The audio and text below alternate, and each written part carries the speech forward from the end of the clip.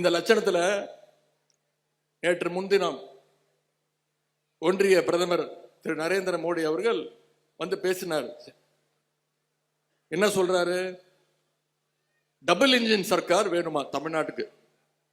நம்முடைய தலைவர் உடனே சொல்லிட்டார், அது டபுள் இன்ஜின் கிடையாதுங்க, டப்பா இன்ஜின் இது நீங்க நடத்திட்டு இருக்கிறது. அதற்கு சிறந்த உதாரணம் சொல்றேன். உத்தரப்பிரதேசத்துல ஆளுகின்றது பாஜக, குஜராத்தில் ஆண்டு கொண்டிருப்பது பாஜக, மத்திய பிரதேசத்துல பாஜக. அங்கெல்லாம் உங்க டபுள் இன்ஜின் சர்க்கார் வேலை செய்யலையா?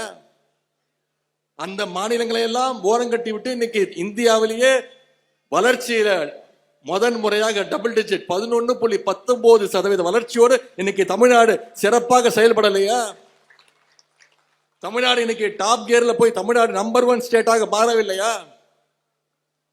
இதை நான் சொல்லல, ஒன்றிய அரசு சொல்லுது. ஒன்றிய அரசுடைய ஸ்டாட்டிஸ்டிக்ஸ் டிபார்ட்மெண்ட் புள்ளி விவரங்கள் சொல்லுது.